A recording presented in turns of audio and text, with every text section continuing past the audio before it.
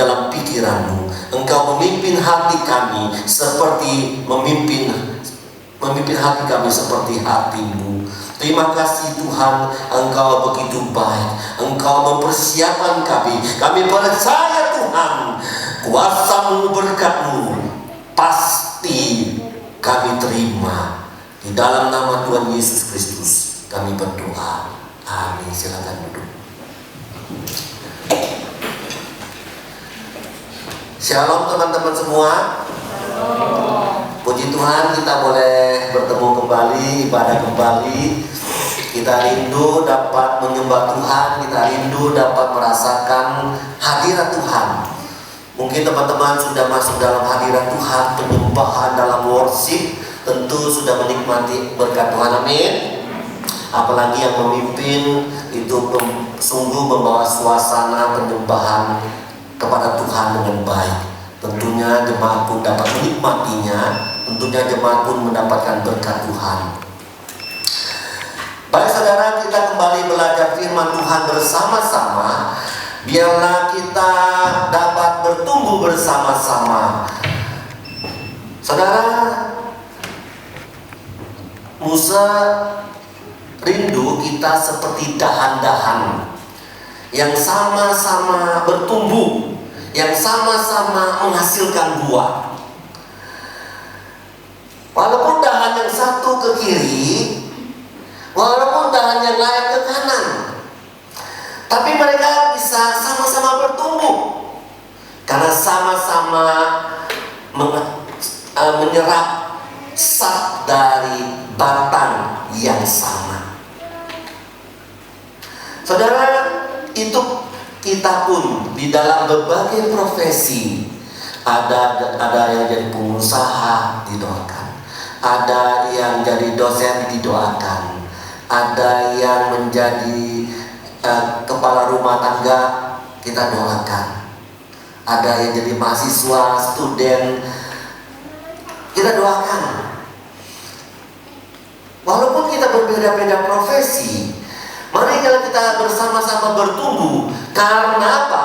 Karena kita mendapatkan firman yang sama-sama.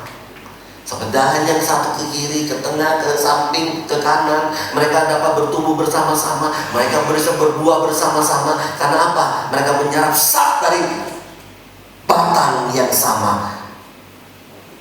Itulah rindu kita. Baik saudara, hari ini kita melanjutkan firman Tuhan pada firman Tuhan minggu yang lalu.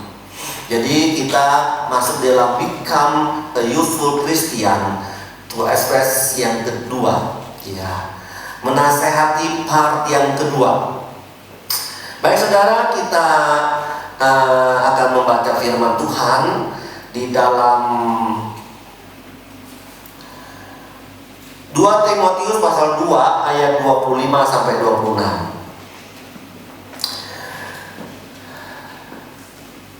Mungkin Daniela pegang mic, suruh siapa? Oh dia, bacakan 2 Timotius pasal berapa tadi? 2 Timotius pasal 2 ayat 25 sampai 26. 2 Timotius 2 ayat 25. Dan dengan lemah lembut dapat menuntun orang yang suka melawan, sebab mungkin Tuhan memberikan kesempatan kepada mereka untuk bertobat dan memimpin mereka sehingga mereka mengenal kebenaran.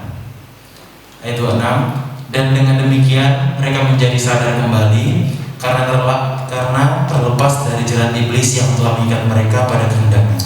Dan dengan lemah lembut dapat menuntun, dapat menasehati. Menuntun lebih dalam daripada menasehati. Menuntun, menasehati, membimbing orang yang suka melawan. Sebab mungkin Tuhan memberi kesempatan kepada mereka untuk bertobat, dan sehingga mereka mengenal kebenaran. Saudara yang dikasihi Tuhan, kita sudah belajar pada minggu yang lalu, ya.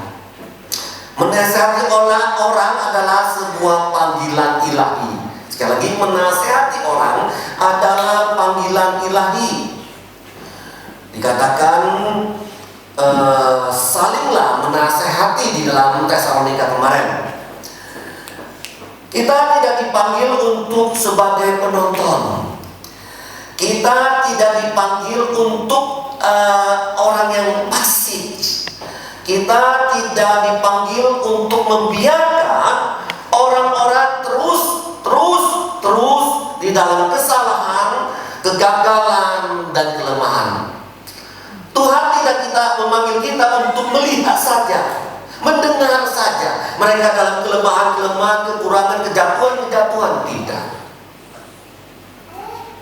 Tetapi kita dipanggil untuk membangun orang lain, membangun orang lain dengan nasihat. Di dalam Tesalonika pasal 5 ayat 11 sampai yang ke-15 yang sudah kita bacakan. Sekarang kita lihat Ibrani 3 ayat 13, saudara. Ibrani 3 ayat 13. Kita baca bersama-sama. Satu kalimat lagi yang memanggil kita untuk saling menasehati. Kalau dia atau coba bacakan.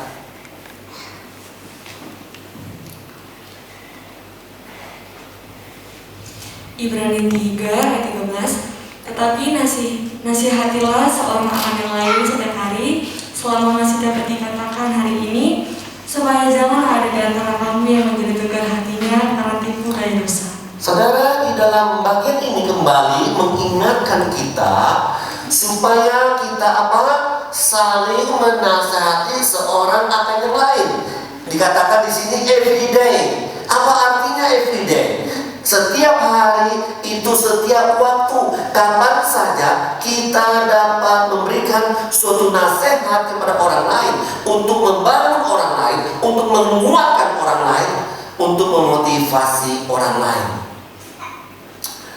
Akhirnya saudara, di dalam Alkitab mengatakan dan sering menyuruh kita kepada umatnya untuk apa?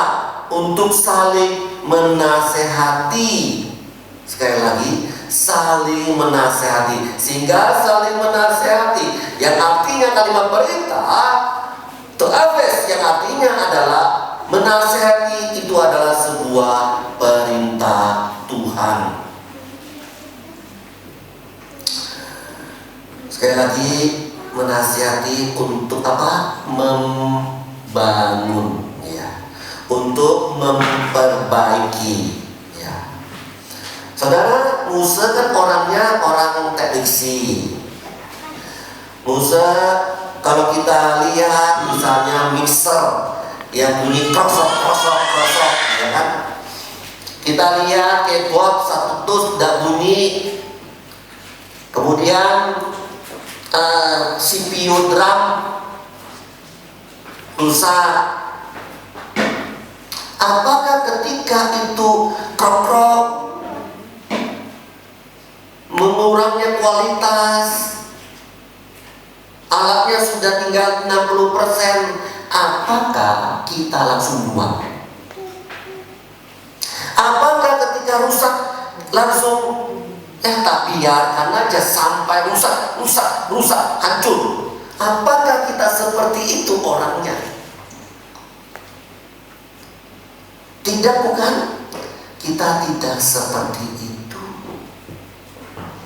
Apalagi punya jiwa teknisi, jiwa memperbaiki. Maka Sony cuma ngomong, Musa CPU-nya kok begini, diam sudah Sony. Dan berani suruh Musa buat diperbaiki, indah. Memang akhirnya Musa berinisiatif. Masa mau dibuang? Itu 2 juta sampai 3 juta. Musa perbaiki 1 jam, sudah sembuh. Keyboard teman-teman bisa lihat sendiri, Musa perbaiki. Saudara yang dikasih oleh Tuhan, mikrofon Musa kita perbaiki sendiri. Itulah jiwa kita. Itu juga jiwa Allah, saudara. Itulah jiwa Tuhan Yesus Kristus, di mana ketika manusia berdosa, ketika manusia jatuh dalam dosa, apakah alat kita, Allah yang penuh kasih itu, membiarkan kita melihat keadaan seperti ini? Biar saja dia jatuh, biar dia hancur, biar menyerahkan mereka dalam kuasa iblis, membiarkan mereka dalam hukuman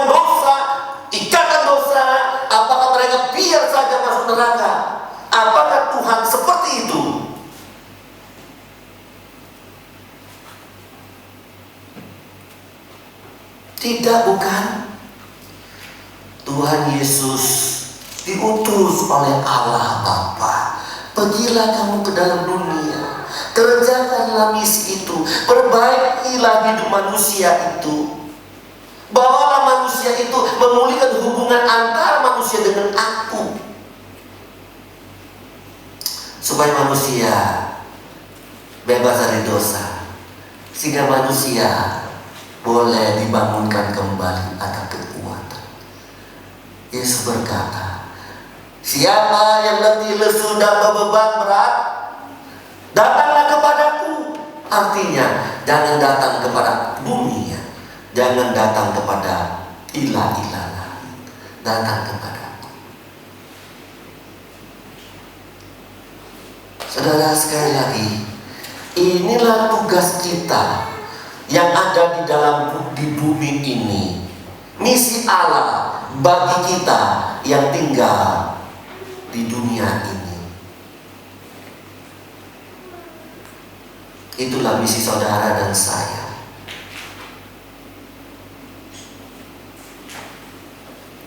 Sebagai alat pemulihan bagi dunia.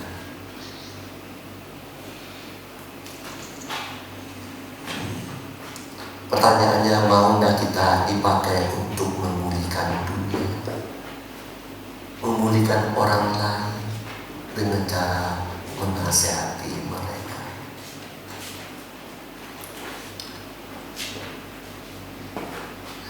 Tetapi saudara, untuk menjalankan sebuah misi, untuk menasihati orang, minggu yang lalu Musuh sudah katakan, kenapa?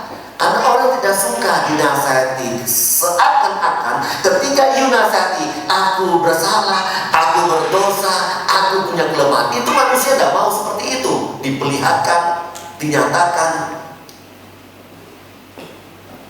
Tuhan Yesus bangga dengan orang-orang. Guru, aku berdosa. Guru, aku salah.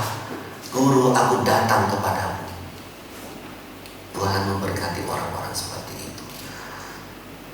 Saudara yang dikasih oleh Tuhan, akhirnya dalam Alkitab, setiap orang yang dinasihati dan dia menerima, maka dia diberkati Tuhan. Makin hari makin bijak.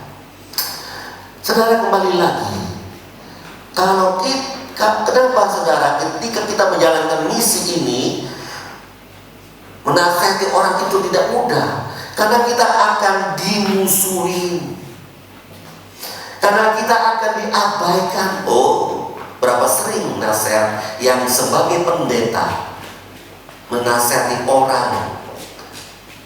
orang itu mengabaikan. Oh, sering sekali. Saudara, tetapi ingat, memberi nasihat itu perintah Tuhan. Memberi nasihat itu jangan takut. Apa saudara? Jangan takut. Oke, kita kembali lagi katakan bersama-sama. Memberi nasihat itu jangan takut. 1, 2, 3. Memberi nasihat itu jangan takut. 1, 2, 3. Memberi nasihat itu. Baik, saudara. Oke, sekarang kita melihat cara menasehati itu bagaimana. Part 2. Yang pertama itu sudah Musa katakan pada minggu lalu, tapi belum Musa tegaskan. Hari ini akan Musa tegaskan. Musa katakan, jika adalah hal yang benar, kita melihat mereka benar-benar tidak tertib, kata Rasul Paulus kepada jemaat Tesalonika, apa? Nasihatilah mereka. Saudara, apa artinya nasihati mereka?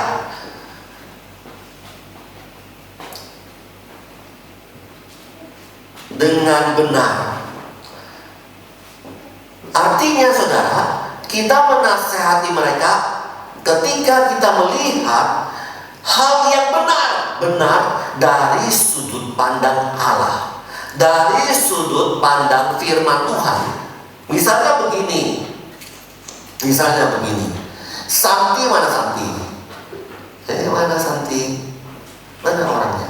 Tadi kan duduk di sini. Saya lupa. Pas mau nyebut orangnya tidak ada lagi.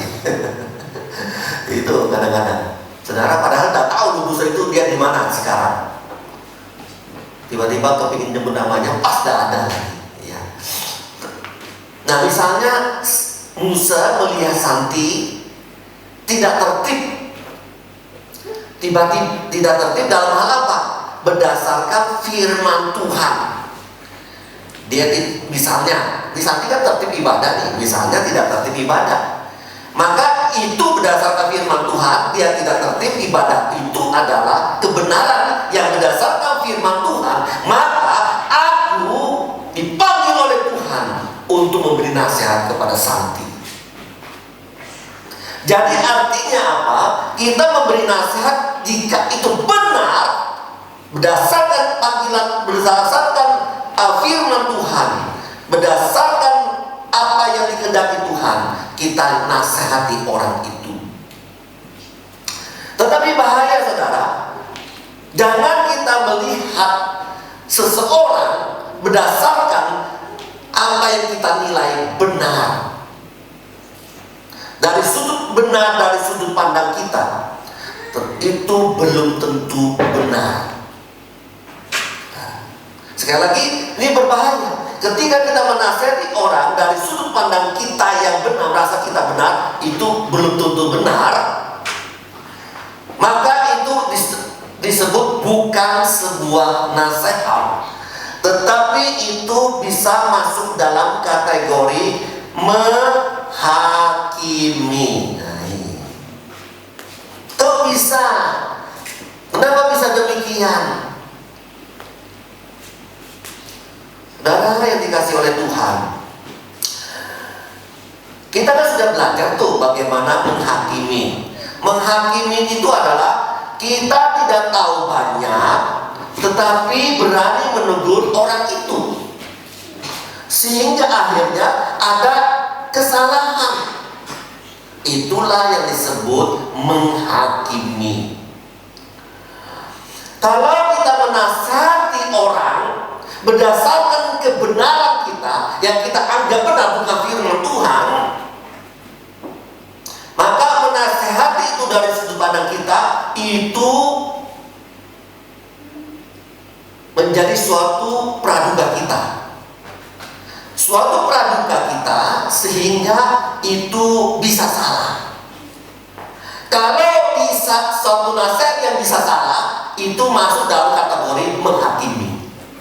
Suatu nasihat yang dikatakan di dalam Alkitab adalah suatu nasihat yang benar-benar dia lakukan melawan firman Tuhan. Kita nyatakan ke nasihat itu. Mungkin teman-teman sudah mengerti tentang hal ini, bukan? Saudara, jadi dapat kita katakan menghakimi adalah sesuatu yang bisa salah dan mungkin besar salahnya. Kenapa? Karena ketika kita ingin memberi nasihat, itu ada balok yang besar. Bagaimana kita bisa mungkin balok yang besar di depan kita, kita bisa mengambil sehelai serpian bubuk gergaji di matanya orang? Tidak mungkin, kemungkinan besar itu salah. Tetapi nasihat itu adalah sesuatu yang tidak salah, karena kita memberi nasihat berdasarkan kebenaran Allah, berdasarkan firman Tuhan, bukan berdasarkan akan anggapan kita yang benar. Saudara, Musa kasih contoh. Tuhan Yesus menasihati Rasul Paulus. Petrus, Petrus, apakah engkau mengasihi aku? Petrus, Petrus, apakah engkau mengasihi aku dengan kasih agape? Kenapa Yesus bisa mengatakan hal itu?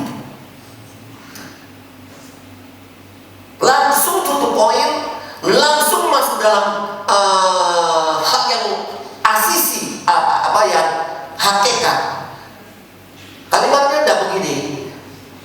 Petrus, apakah engkau mengasihiku? Tidak. Mengasihi itu banyak.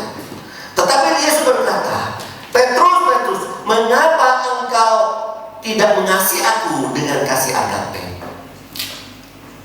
Langsung agape. Kenapa? Karena Tuhan Yesus dengan benar, jelas tahu betul bahwa Paulus mengasihi Yesus hanya dengan kasih filia. Yesus tahu benar itu, sehingga Yesus berkata, Petrus, apakah engkau mengasihi aku dengan kasih agape? Luar biasa. Itu adalah sebuah nasihat yang tepat, yang benar, yang membangun orang lain.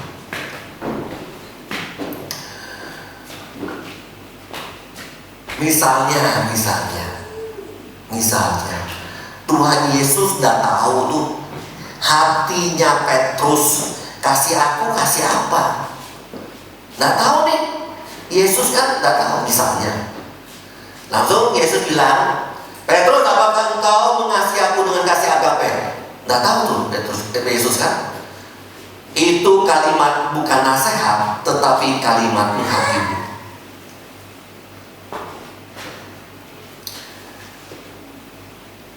Baik saudara, kita sudah memahami apa itu menasehati, apa itu menghakimi. Kelihatannya sangat beda tipis, tetapi harus hati-hati. Saudara, sekali lagi, ketika kita ingin memberi nasihat kepada orang lain yang tidak teratur itu,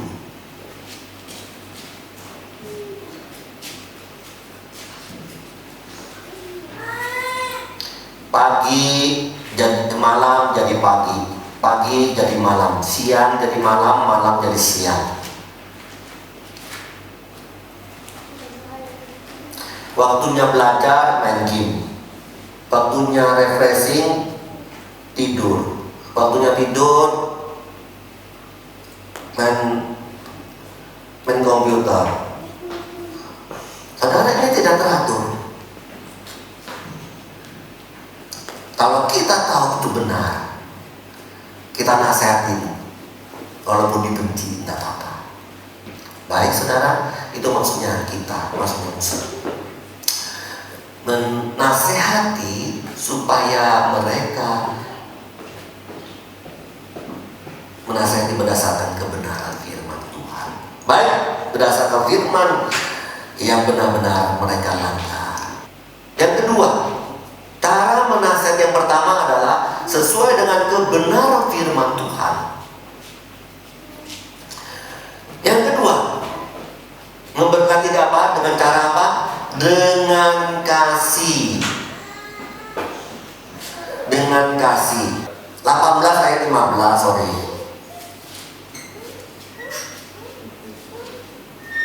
Ya. Apabila saudaramu berbuat dosa, tegurlah dia di bawah 4 mata. Jika ia mendengarkan nasihatmu, engkau telah mendapatnya kembali. Saudara, yang kedua adalah menasihati mereka dengan kasih. Apa artinya menasihati? Ya, ingat lagi, menasihati itu membangun, menguatkan, memulihkan. Itu tujuannya. Ingat, menasihati dengan kasih artinya tidak mempermalukan orang itu. Itu penting. Ketika kita menasihati orang itu, jangan mempermalukan, merendahkan orang itu.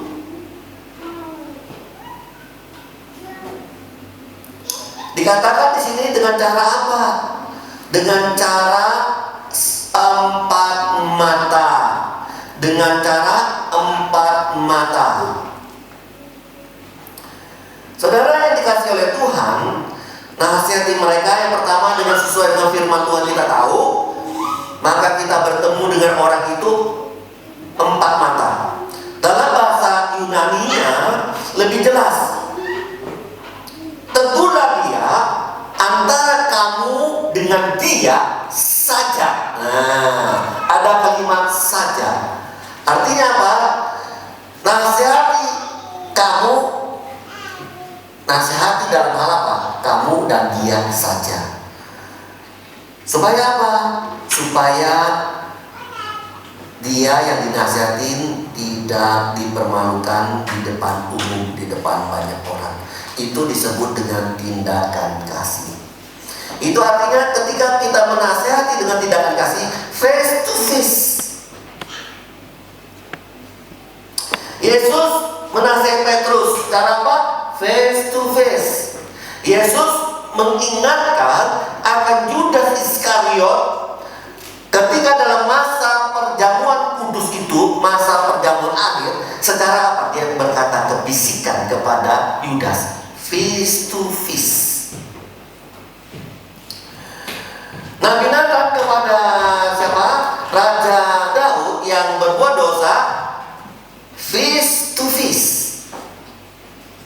Tuhan berbicara kepada Musa, Musa naiklah ke atas gunung, jangan bawa pemuka-pemuka agama dia, pemuka-pemuka agama di situ kamu naik ke sini. Aku akan berbicara kepadamu face to face.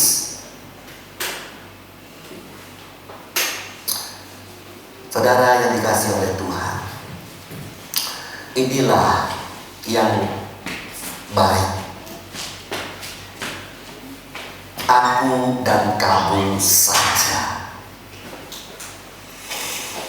Mengapa sering nasihati kita sering diabaikan? Kenapa nasihat kita itu membuat orang marah? Padahal nasihat itu benar. Padahal nasihat itu baik. Tetapi saudara, ketika kita menyampaikan nasihat itu dalam situasi yang salah, dalam kondisi yang salah, ada banyak orang ya, saudara yang dikasih Tuhan,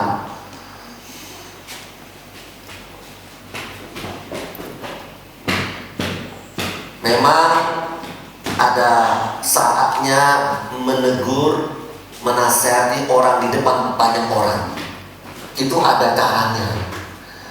Jika face to face kita berkata tidak mempan, empat mata tidak mempan, maka kita akan bawa dia berbicara 6 sampai 8 mata. Kalau 6 sampai 8 mata tidak mempan, kita bawa ke Menies, banyak mata.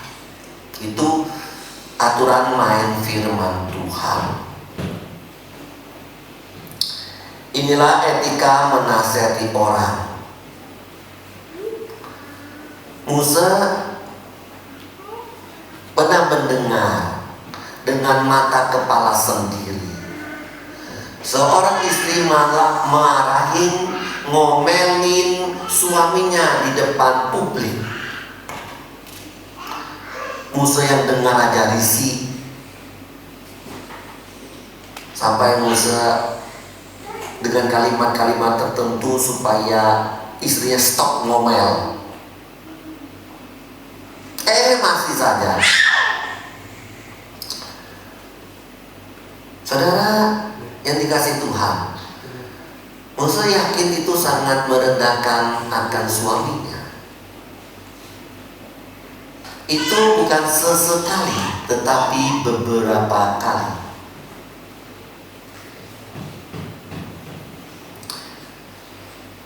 Musa berpikir ini cara yang salah ketika memberi masukan kepada suaminya. Astaga. Kalau begini terus nanti pasti perang nih. Benar, 1 tahun kemudian suami istri ini perang. Ingat, kita juga sebagai orang tua juga menasihati anak-anak kita salah, harus hati-hati. Face to face.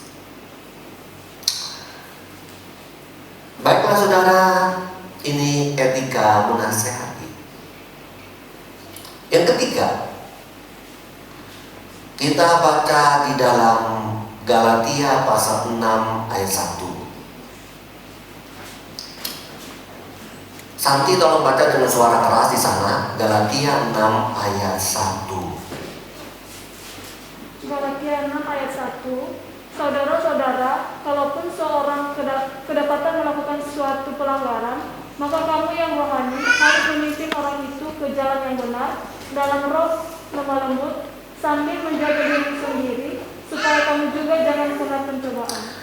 Saudara, kalimat ini sangat penting, yaitu apa? Kamu harus, kalau ada kedapatan mereka sesuatu pelanggaran. Pelanggaran apa? Ya tidak tertib misalnya ya. Kita berbicara tentang tidak tertib saja. Kita maka tidak tertib, maka kita yang rohani harus memimpin, harus menegur, harus menasihati orang itu ke jalan yang benar. Jangan membiarkan. Jangan kita menonton mereka, sudah salah kita tonton, biar saja sampai jatuh, biar saja sampai tergeletak, biar saja sampai tidak bangun. Oh enggak, memimpin mereka kepada apa? Jalan yang benar. Tetapi dengan cara apa? Dalam roh lemah lembut. Dan sambil menjaga dirimu sendiri supaya kamu jangan jatuh juga. Supaya kamu juga jangan masuk dalam pelanggaran itu karena kamu lemah. Alkitab mengatakan, kamu menasihati orang, menasihati A, maka kamu bisa jatuh dalam A. Kamu menasihati B, kamu bisa jatuh di dalam masalah B. Oleh sebab itu, ingat baik-baik, ketika engkau menghakimi, maka engkau dihakimi. Saudara yang dikasihi, kita berbicara tentang lemah lembut.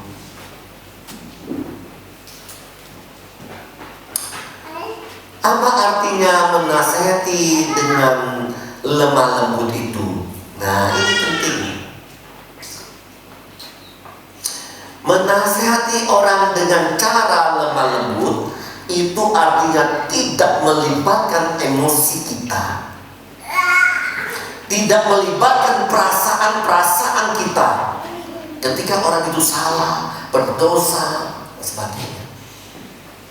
Sekali lagi, ketika kita menasihati orang dengan lemah lembut, tidak membawa emosi kita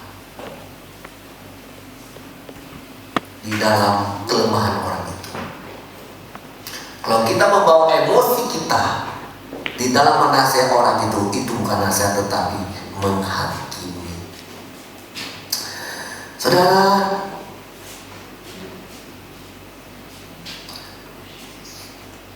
dikatakan kalau kita menasihati orang dengan lemah lembut, kita tidak terbawa dengan emosi, sehingga kita ketika menasihati orang tidak dengan marah-marah. Menasihati orang tidak dengan keras-keras seperti orang bertengkar dan sebagainya dan sebagainya. Kita belajar dari Tuhan Yesus. Tuhan Yesus dikatakan di dalam Matius 11 ayat 29, di sana dikatakan Tuhan Yesus berkata, "Akulah yang lemah lembut itu."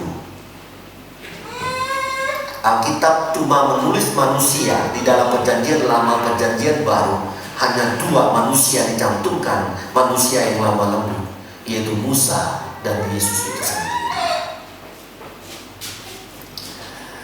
Saudara, Yesus berkata kepada Saulus, kepada Paulus pada waktu itu sedang ke Damsyik untuk membunuh orang-orang Kristen.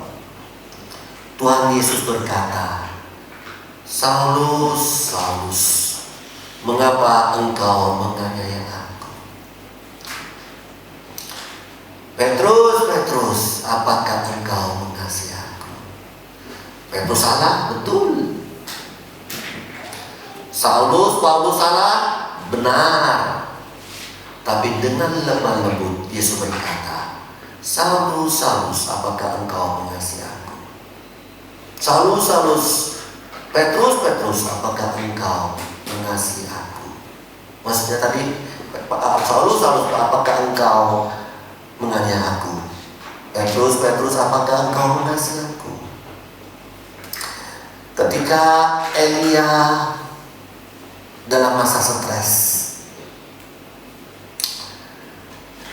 lari ke atas gunung, Tuhan datang kepada Elia dengan angin sepoi, dengan suara yang pelan. Elia, bangunlah, makanlah, minumlah. Bangunlah, makanlah, dan minumlah, supaya engkau kuat. Saudara yang dikasih oleh Tuhan, inilah penting bagi kita, tapi itu cukup sulit untuk menasehati dengan lemah lembut, karena sering dalam emosi. Kita sama-sama belajar untuk hal itu. Kembali lagi 2 Tim 2 ayat 25. Ini terakhir. Saya bacakan bagi kita semua 2 Tim 2:25. Dan dengan lemah lembut dapat menuntun orang yang suka melawan, sebab mungkin Tuhan memberikan kesempatan kepada mereka untuk bertobat dan memimpin mereka mengenal kebenaran. Nah, ini dalam sekali, saudara, dalam sekali. Menuntun itu lebih dalam daripada menasehati. Kalau menasehati itu hanya verbal, tapi menuntun itu adalah action, to do, untuk membawa, bergerak, aktif. Tuhan bilang bukan hanya secara verbal untuk membangun orang, tetapi dengan aktif untuk membangun. Saudara, firman Tuhan itu begitu dalam, dapat menuntun orang suka melawan. Apa artinya suka melawan? Orang yang tidak tertib pasti suka melawan, itu pasti.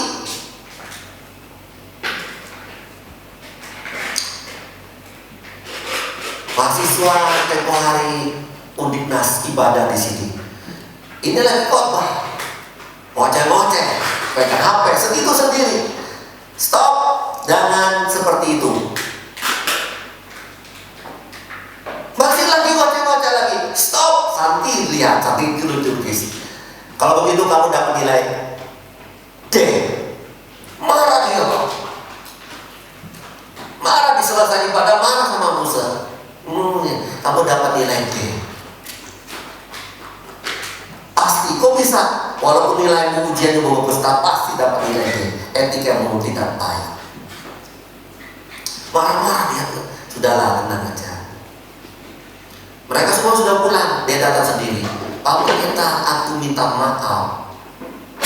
Kenapa kamu minta maaf? Ya, aku tidak tertib. Sudah diberitahu 1 kali, diberitahu 2 kali, masih seperti itu. Aku minta ampun. Baik, tolong cabut nilai supaya tidak dapat nilai D. Itu terjadi, saya katakan. Akhirnya dapat nilai A. Saya kasih nilai A. Ketika kita bisa membangun orang, mereka yang tidak tertib, kita pulihkan mereka. Coba dia tidak minta maaf, pasti dapat nilai D. Saudara yang dikasih oleh Tuhan, betul ya saya? Maksud ngomong ini benar apa namanya? Sebab mungkin Tuhan memberikan kesempatan kepada mereka untuk apa? Bertobat, kembali lagi tertib. Itu penting. Supaya mereka tahu tertib apa? Menjalankan kebenaran. Karena kita menilai, menasihati berdasarkan kebenaran, supaya mereka yang tidak tertib kembali kepada kebenaran. Ini penting sekali bagi kita. Saudara yang dikasih oleh Tuhan,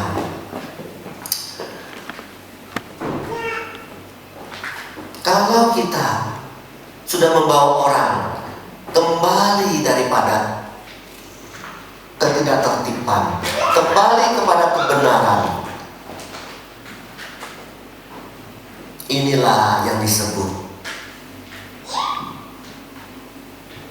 become a useful Christian, menjadi berkat buat orang lain, menjadi berguna bagi orang lain.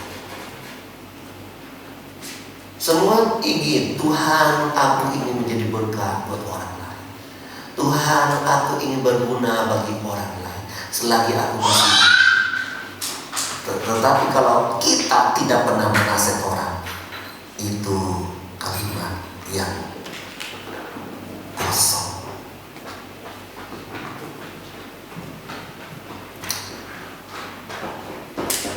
Become a useful Christian adalah membawa orang berubah, membangun orang di dalam kebenaran supaya hidupnya tertib. Biar itu jemaat saya, biar itu mahasiswa saya, biar itu istri saya, biar itu anak saya, biar itu orang tua saya. Saya bilang kemarin sama bapak saya, Pak, kita ini perlu orang yang beretika di dalam satu kasus. Saya bilang kemarin sama bapak saya, saudara yang dikasih oleh Tuhan, biar Tuhan menolong kita sekalian di dalam firman Tuhan. Cara menegur, cara menasehatin, cara menegur, cara menuntun, cara memimpin berdasarkan kebenaran dalam firman Tuhan, bukan berdasarkan kebenaran kita, karena kebenaran kita bisa salah. Yang kedua, dengan penuh kasih, face to face. Kalau dia sudah face to face bertobat, tidak usah dipublikasikan lagi, saudara. Itu tidak beretika. Yang kedua, dengan lemah lembut, bukan dengan kata-kata yang terbawa oleh emosi, karena kesalahan dia, karena kelemahan dia. Mari kita berdoa. Engkau agung dan perkasa, Engkau Raja hikmat di dalam segala yang ada di muka bumi ini. Biarlah Engkau yang menuntun kami, memberi kami hikmat, panggil kami seperti Engkau Yesus, bisa menasihati orang, memimpin orang, menuntun orang kembali kepada jalan kebenaran. Bapa, walaupun itu tidak mudah, tapi kami percaya dengan tuntunan hikmat yang daripada Tuhan, maka kami mampu menjadi berkat bagi banyak orang. Kami rindu Tuhan, jemaat-Mu GPMI Denpasar, become useful Christian, menjadi orang-orang Kristen yang berguna, membangun orang lain. Nyatakanlah berkat-Mu dan anugerah-Mu. Terima kasih Tuhan untuk firman-Mu. Berkatilah hamba-Mu yang sudah berbicara tentang memberi nasihat. Biarlah menjadi hamba-Mu yang menjadi berkat bagi orang melalui nasihat itu. Terima kasih Tuhan, bukan hanya bisa berbicara, tetapi mampu mengucapkannya, mampu melakukannya, mampu menuntun orang. Terima kasih Bapa, berkati kami semua. Dalam nama Yesus kami berdoa. Amin. Silakan duduk.